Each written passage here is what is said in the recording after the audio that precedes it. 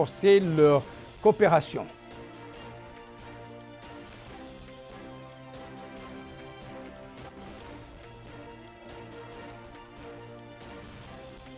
Le département de l'emploi et de la formation professionnelle organise une cérémonie de distinction aux lauréats de l'école d'enseignement technique. Nous démarrons ce journal par l'audience accordée ce soir par le président de la République, M. Mohamed Ould Cheikh El Ghazouani, aux membres du bureau exécutif du patronat mauritanien, accompagnés de leur président Zeyn El Abidine Ould Cheikh Ahmed. Le président de la République a félicité les membres du bureau pour leur élection par le Congrès avant de souligner l'importance du rôle qui incombe au secteur privé. Il a aussi renouvelé l'appui de l'État à la promotion du secteur, rappelant pour tous la nécessité de faire preuve de responsabilité et de patriotisme face aux crises que connaît le monde actuel. Comme annoncé dans les titres, les présidents des chambres parlementaires mauritaniennes et marocaines ont signé ce mardi à Nouakchott un mémorandum d'entente au terme duquel ils s'engagent à établir des relations exemplaires basées sur les principes de l'égalité et de la réciprocité, ainsi que la détermination à aller de l'avant en termes de concertation autour des questions d'intérêt commun.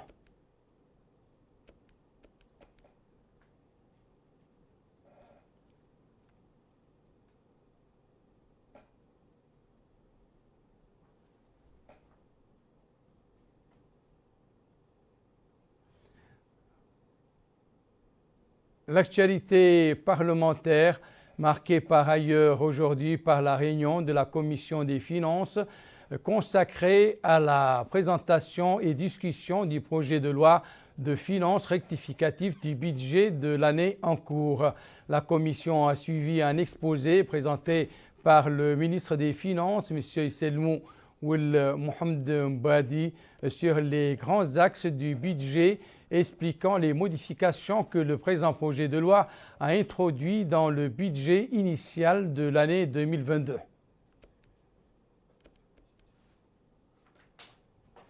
Au chapitre sanitaire, il était question aujourd'hui pour le ministère de la Santé d'accélérer le rythme d'exécution du programme INSAF, l'atelier qui a constitué le cadre d'échange autour de la question intervient après l'adoption par le gouvernement du décret portant création de la Caisse d'assurance maladie solidaire, récit de Mohamed Khattab. C'est une journée dédiée à l'étude et à la discussion des textes d'application du décret instituant la nouvelle Caisse INSAF d'assurance maladie solidaire. Les participants à cet atelier débattront d'une proposition visant à fixer le tarif des services de cette caisse suivant la hiérarchie sanitaire, en se basant sur l'étude faite par le secteur en 2020 et en s'inspirant de l'expérience de la CNAM et celle des pays voisins.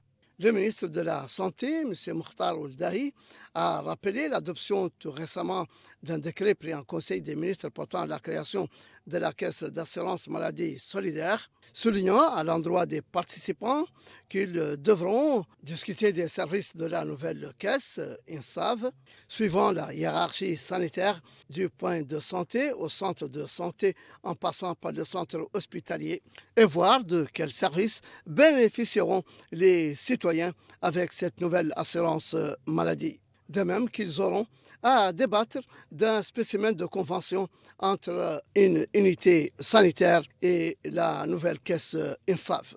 L'atelier, qui dure un jour, renferme les différents acteurs et services concernés par l'assurance maladie dans le but d'élaborer une nouvelle stratégie garantissant à la catégorie de population aux revenus limités de profiter de l'assurance maladie solidaire INSAF. Le ministre de la Santé a également présidé ce jour le lancement des formations de 694 agents de santé destinés à renforcer leurs compétences en matière de vaccination et de gestion de la chaîne de froid. Le département de la santé est soutenu dans cette initiative par le Japon, l'UNICEF et l'OMS. Le point avec Aminata Khan. Lancement des formations au profit des acteurs de la vaccination en Mauritanie en gestion logistique et chaîne de froid organisé par le ministère de la Santé en partenariat avec les partenaires au développement. Au total, 694 agents de la santé à travers le pays sont impliqués dans la lutte contre la pandémie de la COVID-19 et cela s'inscrit dans le cadre du renforcement du système de santé chez nous. Dans le discours qu'il a prononcé pour la circonstance, le ministre de la Santé, Mortal Ould Dahi, a déclaré que la présente rencontre coïncide avec le lancement de la troisième phase de renforcement des compétences du personnel de santé impliqué dans la lutte contre la pandémie de la COVID-19. Il a affirmé que cette activité est l'un des axes de formation, de surveillance, de renforcement des chaînes de froid et de gestion des vaccins. Mortal Ould Dahi a précisé que dans le cadre d'une coopération entre la Mauritanie, le Japon et l'UNICEF, un financement de 900 000 $ a permis l'acquisition et l'installation d'un matériel pour la conservation du système vaccinal, dont 45 réfrigérateurs solaires, 10 congélateurs, 3 générateurs, 300 portes de vaccins et 100 glacières en plus de l'installation en cours d'une chambre de froid. Le ministre a souligné que la troisième phase des formations permettra aux vaccinateurs situés en première ligne d'acquérir les compétences nécessaires à la bonne gestion des vaccins, parmi lesquels ceux de la COVID-19 et le matériel de conservation ainsi que d'entretien. De son côté, l'ambassadeur du Japon en Mauritanie, son Excellence Ehara Norio, a indiqué que l'année dernière, jusqu'à aujourd'hui, son pays a fourni à notre pays des équipements d'une valeur d'1 million de dollars américains qui ont été utilisés au cours des campagnes organisées par le ministère de la Santé avant d'exprimer la disponibilité du Japon à poursuivre son appui aux efforts de notre pays visant à développer son système de santé. La représentante de l'UNICEF chez nous a quant à elle indiqué que les conséquences considérables de la COVID sur la vie des ménages, tant sur le plan sanitaire qu'économique, ont impacté considérablement sur les enfants. Nous le savons, la pandémie de la COVID a eu des conséquences considérables sur la vie des ménages, tant sur le plan sanitaire que socio-économique, ceci ayant impacté considérablement les enfants. Mais en Mauritanie, en collaboration avec ses partenaires, on a pu également transformer ces défis en opportunités, notamment par le renforcement du système de santé et son programme élargi de vaccination. Dans cette optique, cette formation qui nous réunit aujourd'hui permettra, je l'espère, de renforcer les compétences de plus de 400 agents de santé en charge de la vaccination dans les 15 wilayas du pays, dans les divers domaines allant à la fois de la gestion des déchets ou de la gestion de la chaîne de froid jusqu'à l'administration des vaccins, en passant par la gestion des données pour un meilleur suivi des résultats en faveur des populations ciblées. Il est à noter que cette formation se poursuivra jusqu'à jeudi prochain au profit des 694 agents de santé à travers le pays. Direction à présent Guérouge, c'est dans la wilaya de l'Assaba. C'est là où se trouvait hier le ministre de l'Agriculture dans le cadre de sa tournée d'information.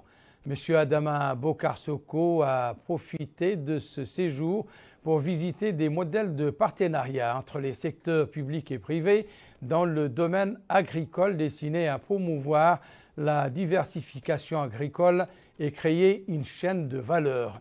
Nous retrouvons Mohamed Khattab. Dans le cadre de la préparation de la prochaine campagne agricole 2022-2023, le ministre de l'Agriculture, M. Adama Bokar Soko, s'est informé, en compagnie du wali de l'Assaba, M. Mohamed Ahmed Mouloud, sur la stratégie agricole adoptée par la Direction régionale de l'Agriculture, avant d'entamer une visite de terrain dans plusieurs projets agricoles dans la Muqata'a de Guérou, notamment de la culture de palmerie et des sites maraîchers. Selon Al-Hadrami Sidi Mohamed, responsable au projet de développement des oasis, le site de la palmeraie de Djok, situé sur 20 hectares profitent à 80 familles. Au cours de cette visite, le ministre a insisté auprès des responsables du secteur dans la wilaya sur la nécessité d'accompagner les agriculteurs en améliorant les services qui leur sont rendus, car ils font, dit-il, beaucoup d'espoir sur la campagne agricole, comme l'a précisé ce responsable de la Fédération des coopératives agricoles de l'Assaba, soulignant qu'ils attendent beaucoup du lancement de la campagne agricole par le président de la République à partir de Tamshuk. Il est vrai que le département de l'agriculture multiplie les efforts pour la réussite de cette campagne et la réalisation de l'autosuffisance alimentaire. Qui sème récolte les lauréats de l'école d'enseignement technique et de formation professionnelle de Nouakchott ont cueilli les fruits de leur dévouement puisqu'ils étaient aujourd'hui à l'honneur de la cérémonie de distinction qui leur était dédiée. Honneur a été rendu au staff pédagogique de l'école ainsi qu'aux parents. Aminata Khan y était pour nous. Distinction des lauréats de l'école d'enseignement technique et de la formation professionnelle de Nouakchott. Une cérémonie rehaussée par la présence de la ministre de l'Emploi et de la formation professionnelle.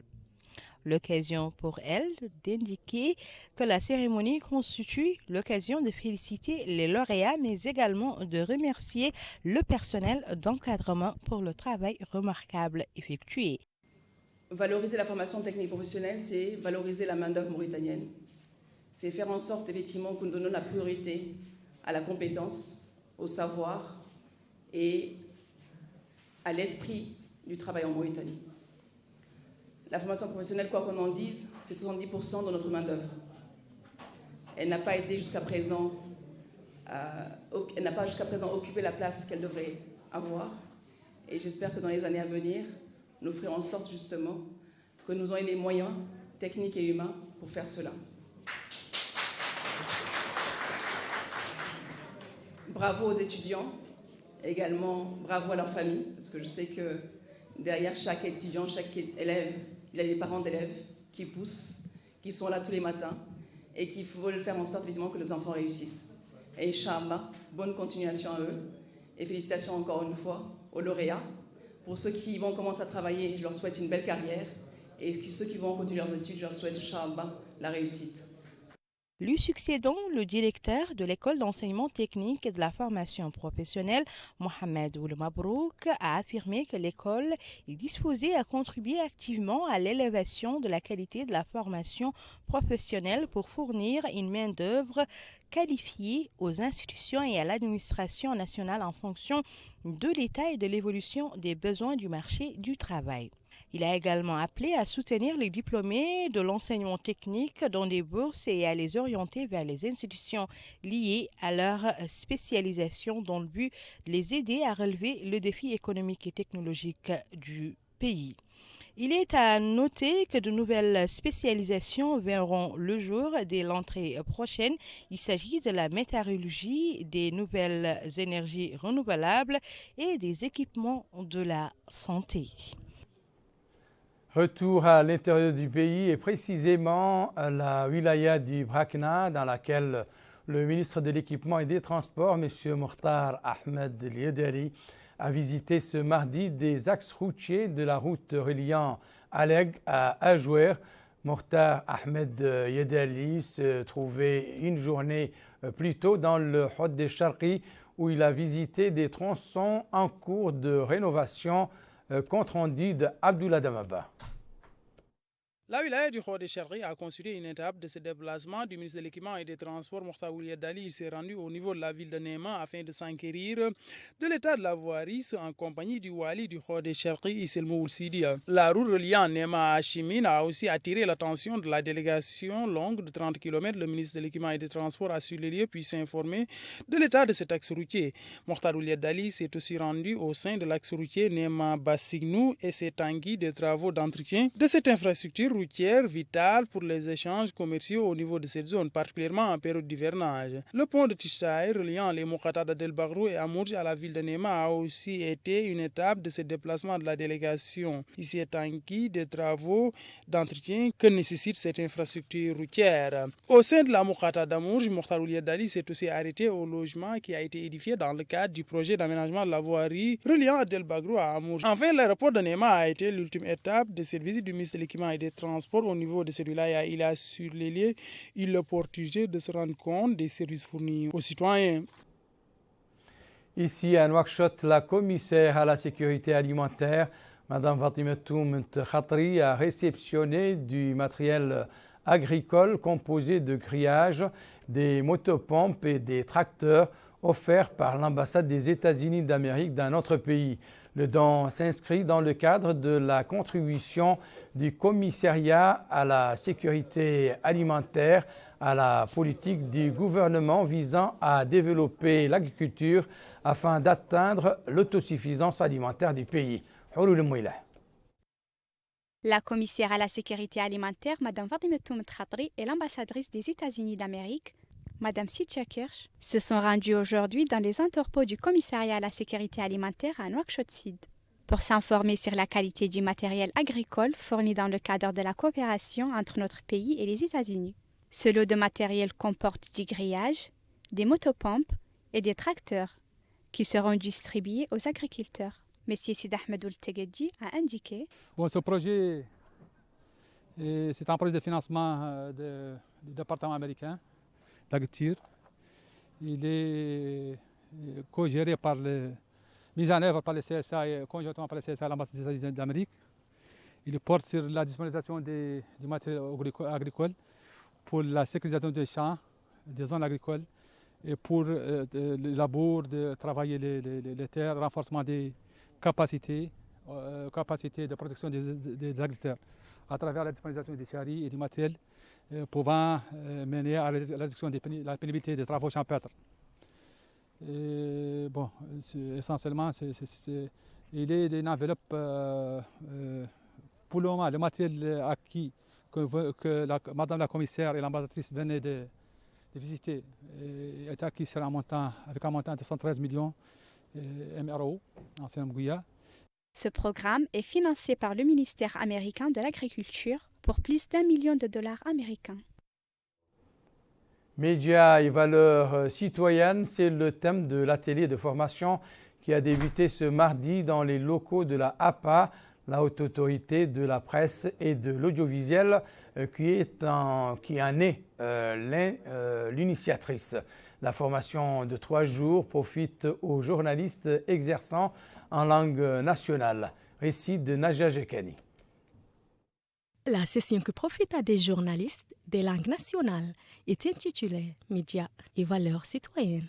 L'objectif de cette formation de la Haute Autorité de l'Audiovisuel et de la Presse APA est de renforcer les compétences des journalistes dans le traitement des informations pour lutter plus efficacement contre les fausses informations, mais également de mettre à jour les techniques de l'audiovisuel, largement dominées par le numérique, comme l'a précisé le président de la APA, M. Hussein Wilmedou. Il s'agit de renforcer les capacités des professionnels exerçant en langue nationale, en approfondissant les fondamentaux du journalisme et mettre en exergue les valeurs citoyennes pour le renforcement de l'unité nationale, la cohésion sociale, le vivre ensemble, la tolérance et la lutte contre les stéréotypes. Par ailleurs, la APA, outre sa mission de régulation des enquêtes, dispose, entre autres attributions, de la nécessité de promouvoir la diversité linguistique. En effet, l'article 4 de la loi 026-2008 modifiant et remplaçant l'ordonnance 2006-034 du 20 octobre 2006 et instituant la HAPA indique: la HAPA veille à la préservation de l'identité culturelle et aux principes et fondements de l'unité nationale. Ensuite, l'article 8 de la loi 045-2010 sur la communication audiovisuelle souligne qu'il faut fournir une information pluraliste et fidèle et respecter la diversité culturelle et linguistique de notre société. L'information est devenue un droit pour tous les citoyens et par conséquent, elle doit être au service de toutes les composantes de notre pays. Ainsi, 3 jours durant, les participants à cet atelier suivront des exposés se rapportant à la thématique pour mieux illustrer leur travail. Le ministère de la Santé a annoncé mardi avoir enregistré au cours des dernières 24 heures 62 nouveaux cas du Covid et 196 cas de guérison. Le ministère a indiqué dans son bulletin quotidien sur la situation épidémiologique dans le pays être parvenu à ces résultats après avoir effectué 1417 tests dans le pays, dont 1359 tests rapides TDR et 58 tests ADN, autrement dit PCR. Il a également indiqué que les cas actifs ont atteint 1343, tandis que le nombre de personnes contaminées depuis le début de la pandémie a atteint 62 032 et le nombre de cas de guérison a atteint 59 700 cas, tandis que 989 décès ont été malheureusement enregistrés. Une équipe médicale s'occupe des pèlerins comprenant 4 médecins spécialistes et 4 infirmiers. Ces derniers disposent des outils nécessaires afin d'offrir les services de santé dont ont besoin les pèlerins. L'équipe a aussi à sa disposition les médicaments à distribuer aux malades en cas de nécessité. Delahi Cheikh-Weli, médecin spécialiste, membre de ces délégations, a affirmé qu'ils ont eu à accompagner les pèlerins aussi bien au niveau de la ville de Médine qu'au sein de la Mecque. Il rend grâce à Dieu qu'ils n'ont pas eu à enregistrer un cas grave nécessitant des soins intensifs. Il a en outre indiqué que la plupart des médicaments qu'ils ont à leur disposition rentrent dans le cadre du traitement des maladies chroniques. Rappelons que l'unité médicale mobile a jusque-là eu à réaliser 700 consultations au cours de ce pèlerinage.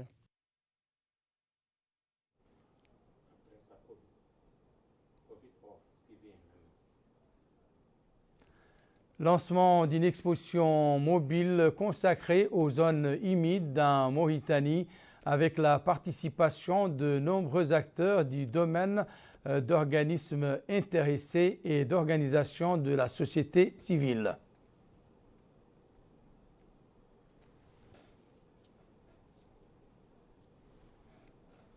Retour donc sur la situation épidémiologique de la Covid-19 chez nous.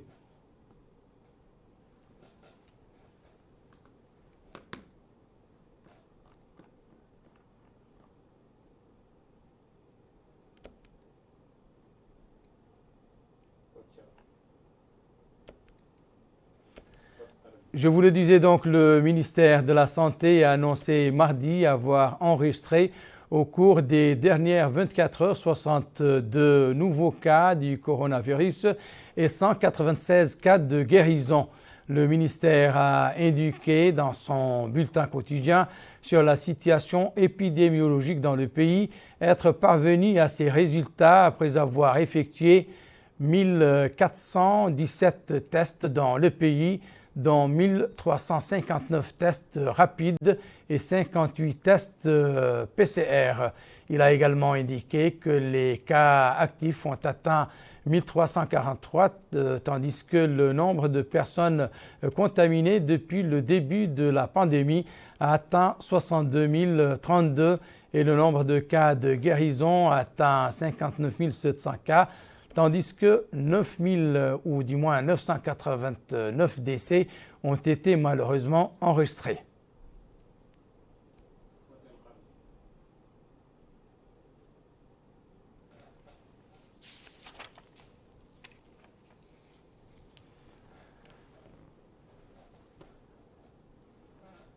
Nous poursuivons donc ce journal avec cette activité organisée dans le Houd el-Gharbi ce mardi.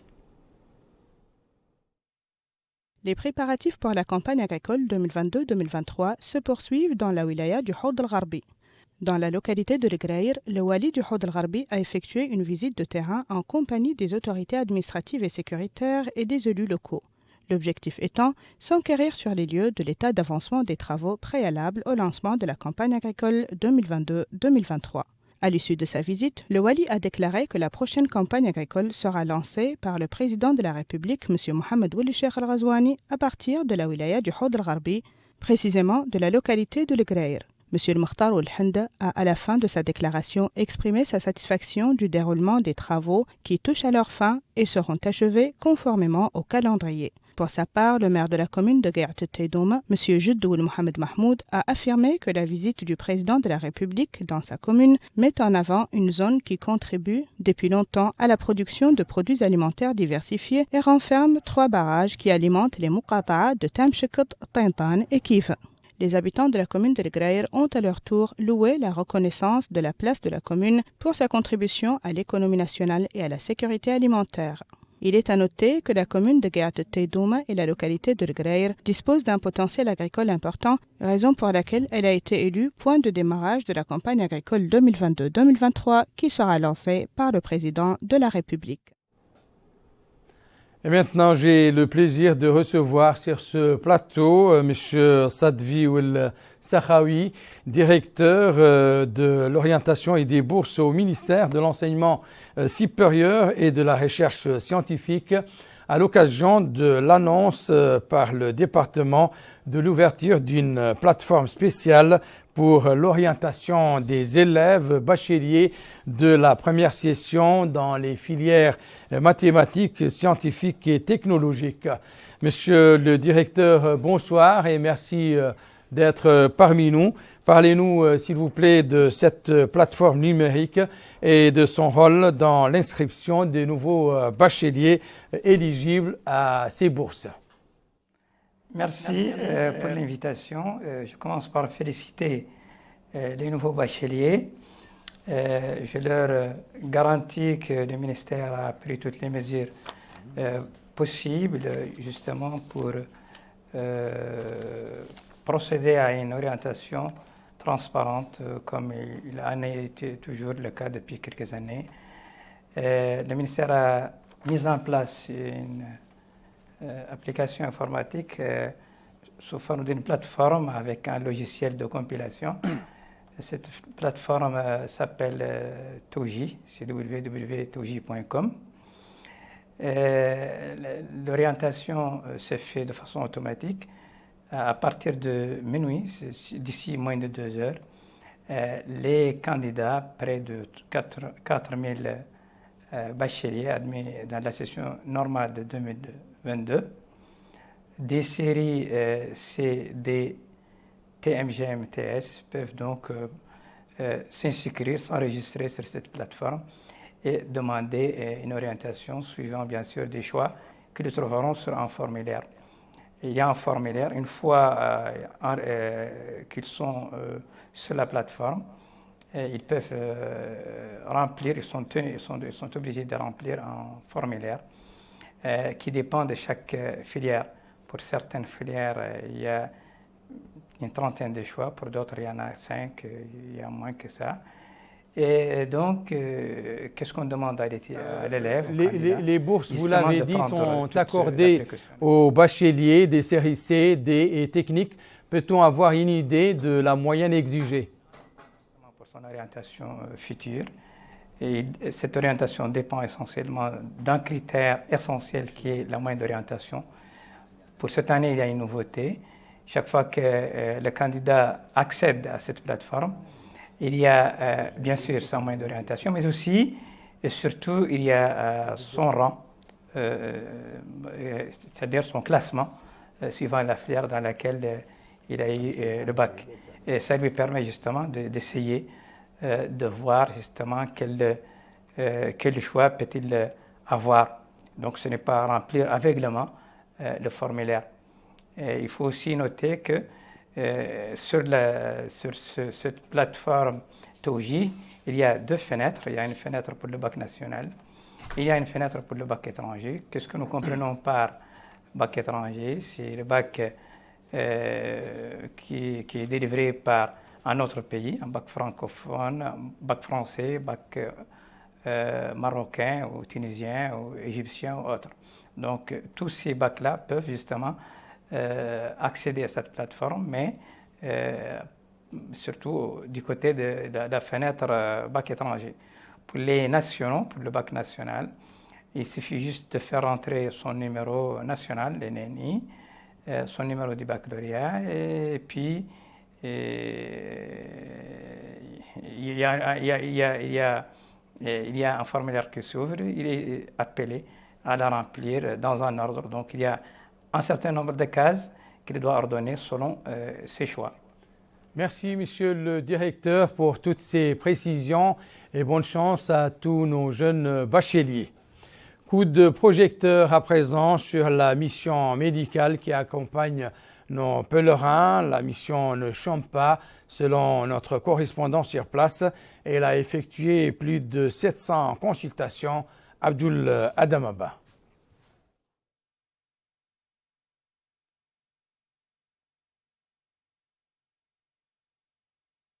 Une équipe médicale s'occupe des pèlerins, comprenant 4 médecins spécialistes et 4 infirmiers. Ces derniers disposent des outils nécessaires afin d'offrir les services de santé dont ont besoin les pèlerins. L'équipe a aussi à sa disposition les médicaments à distribuer aux malades en cas de nécessité. Delahi Cheikh-Weli, médecin spécialiste, membre de ces délégations, a affirmé qu'ils ont eu à accompagner les pèlerins aussi bien au niveau de la ville de Médine qu'au sein de la Mecque.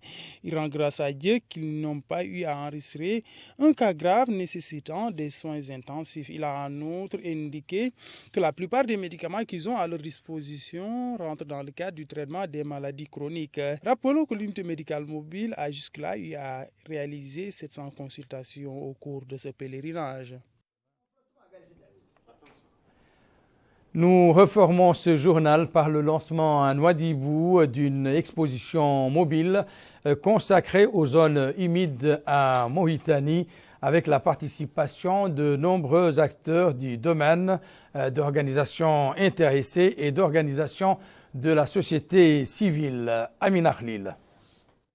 L'exposition itinérante sur les zones humides stratégiques de la Mauritanie, organisée par le ministère de l'Environnement et du Développement durable dans la ville de Nouadhibou, vise à faire connaître les zones humides mauritaniennes afin de mieux les conserver.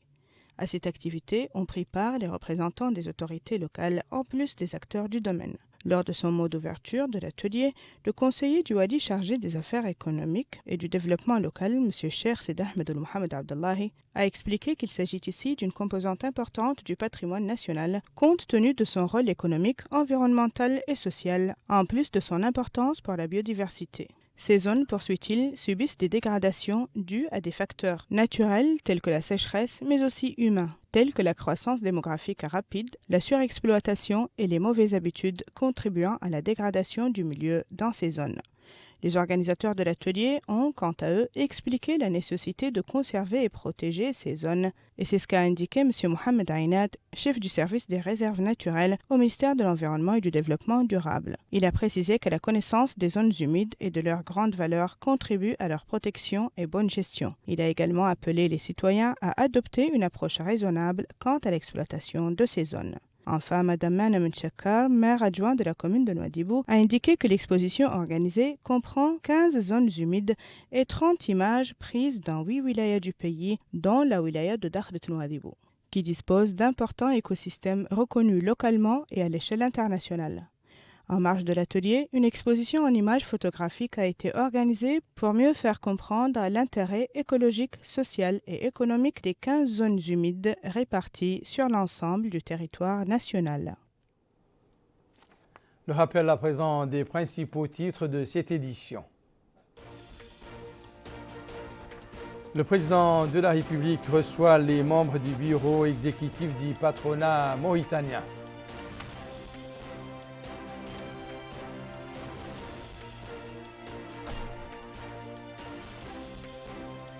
Les chambres parlementaires mauritaniennes et marocaines signent un mémorandum d'entente pour renforcer leur coopération.